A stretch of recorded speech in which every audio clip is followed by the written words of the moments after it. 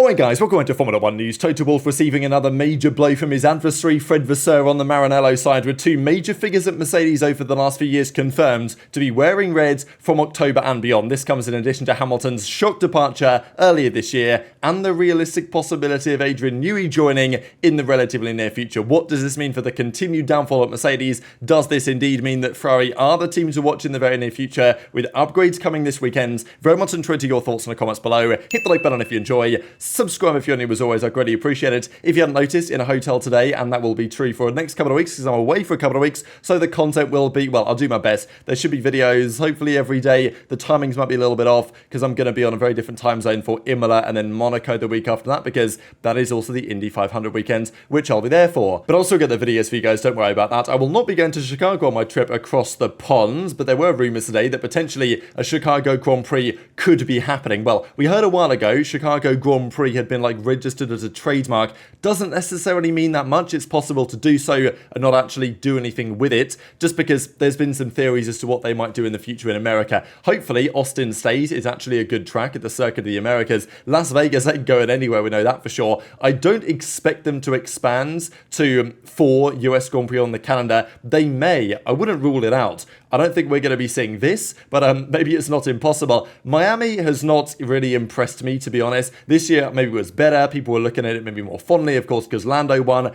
But that chicane at the end of the second sector is so bad. It is based in a car park. I hope Miami disappears, to be perfectly honest. And it's all the celebrities and stuff.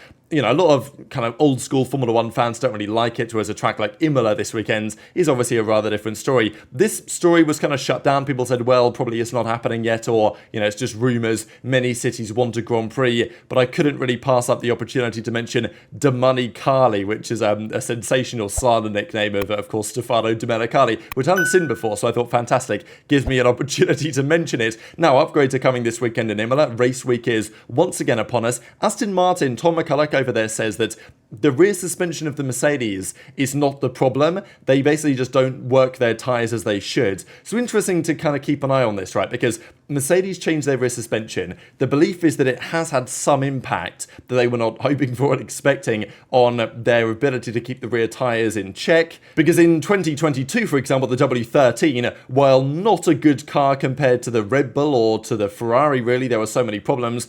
It did have some advantages. It had very good tyre degradation, for example, the W13, best on the grid, arguably. We've not seen that from the Mercedes for the last couple of years, really, and the rear tyres and the rear of the car in general is still a problem.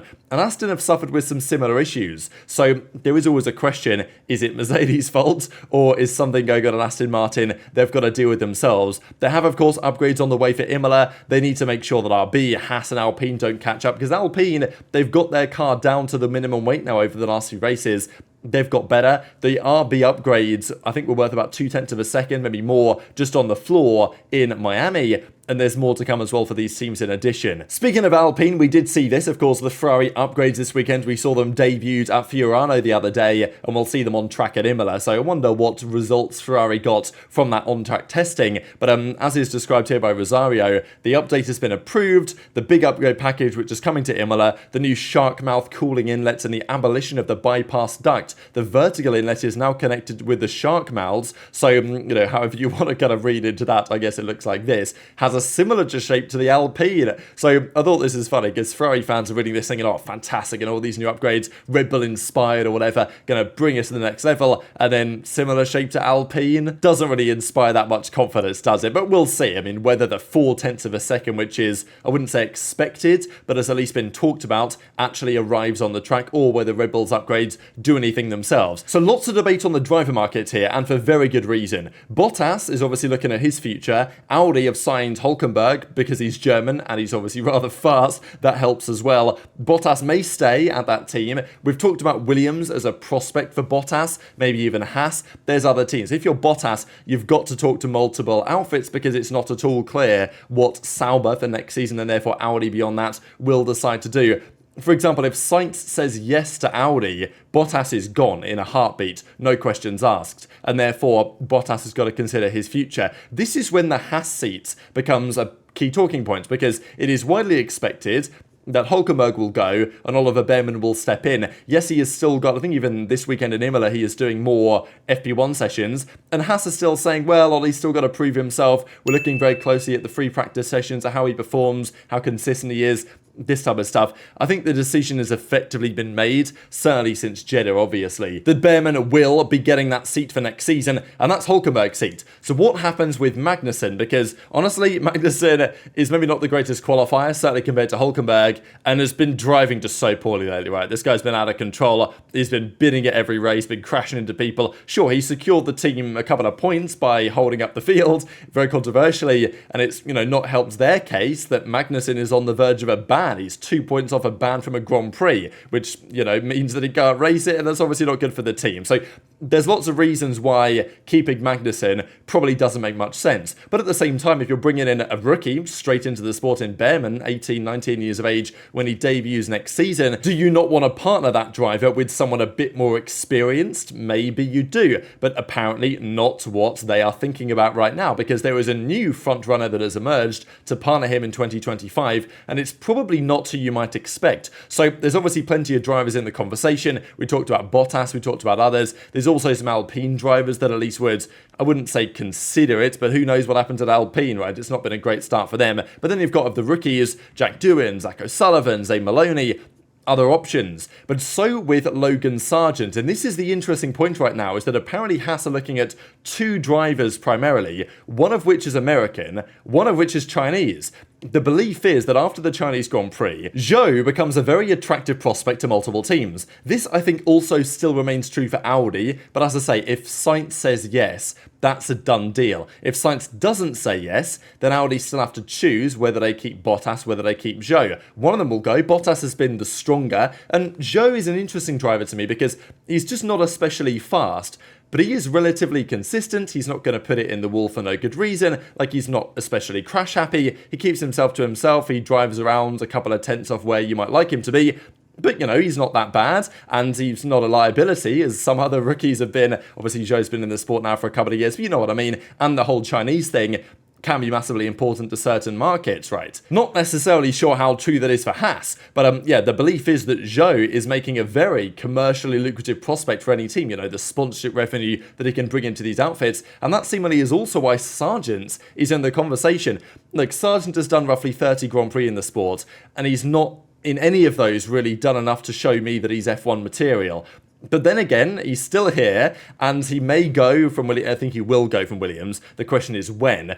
But it's plausible that he goes to Haas, American team. They might well like an American driver. So those are apparently the two primary candidates right now for Haas. It's Zhou, the favourite, alongside Bearman. This is, by the way, so Bearman's a lock as far as we understand.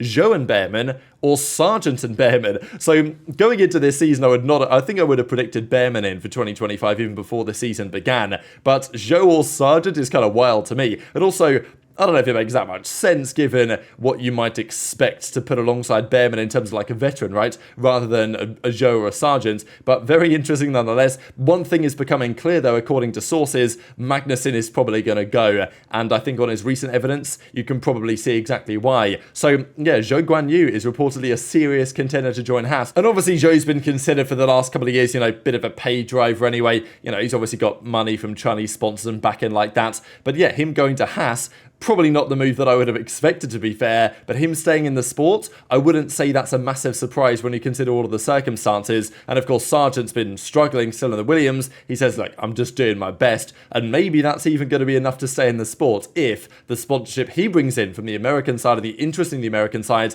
actually it might make sense for Haas, which, especially given they're moving in the right direction, is something to look at. Tough for Magnussen, of course, at the same time, though.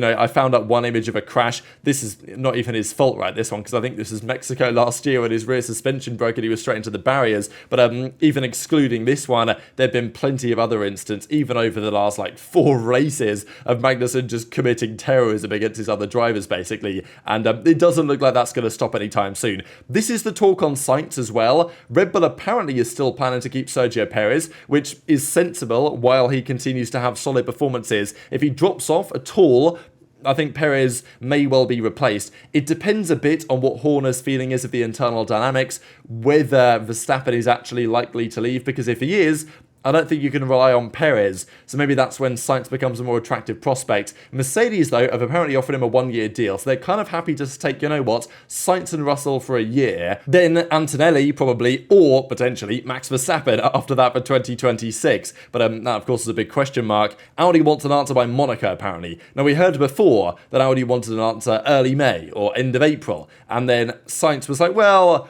you know, I ain't telling you yet type thing. I'm not making a decision yet. But Sainz will bide his time a little bit longer. Apparently he's got another couple of weeks to see how things develop.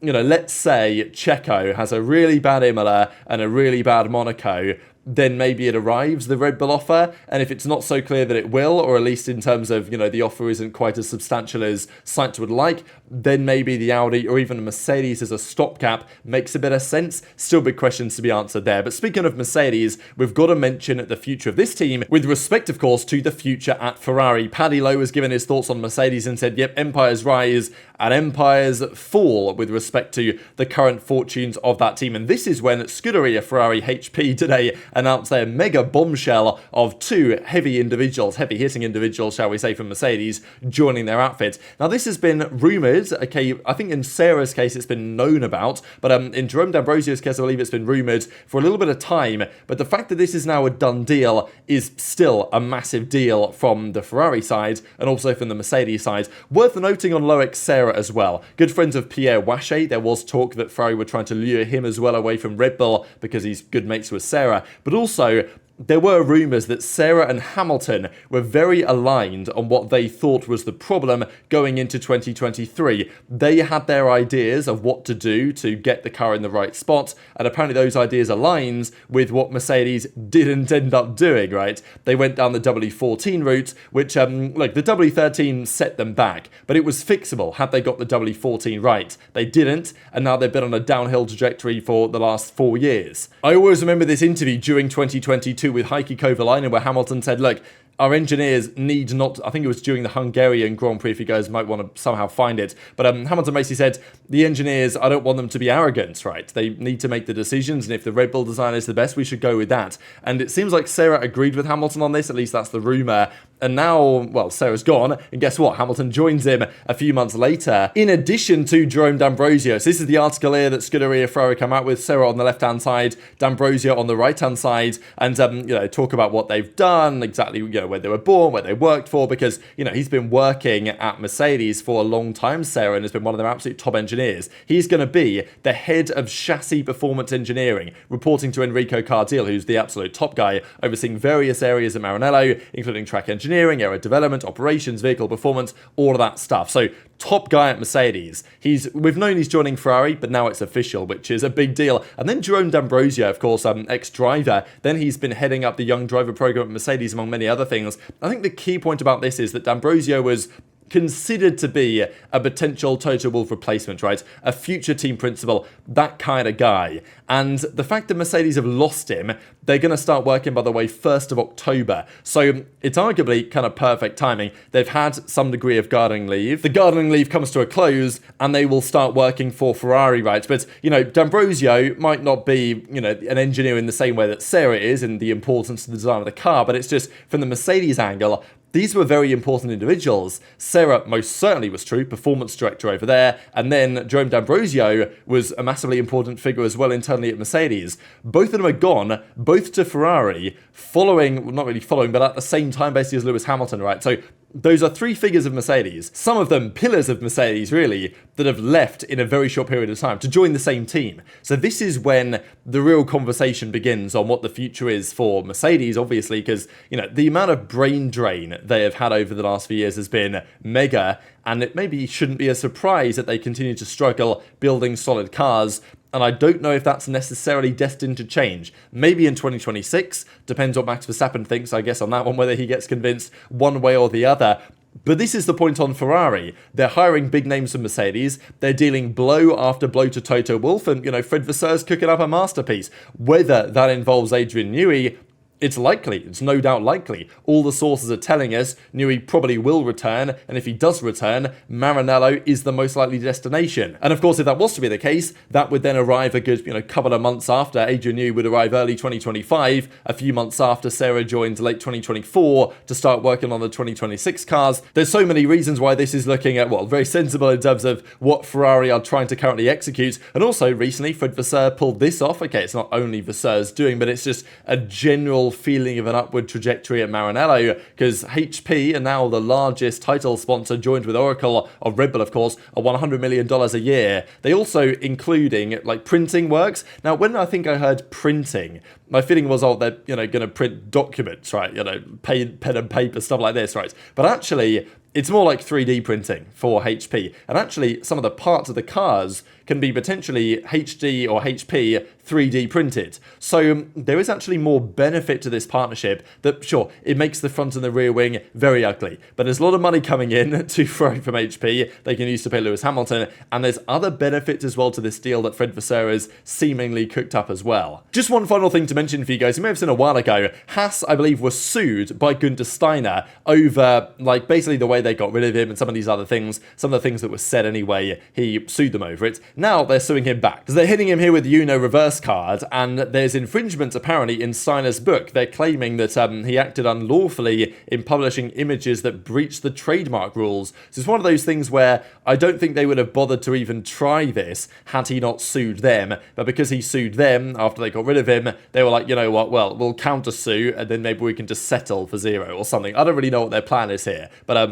whatever. This shows that Haas are a true American team at heart, because something goes wrong, lawsuit. Something goes wrong, throw the lawsuit out there. That's what it means to be an American company, baby. So, they're just living up to what they are trying to present, I suppose, publicly. But very much interested in your thoughts on all this stuff in the comments below. Just one final thing.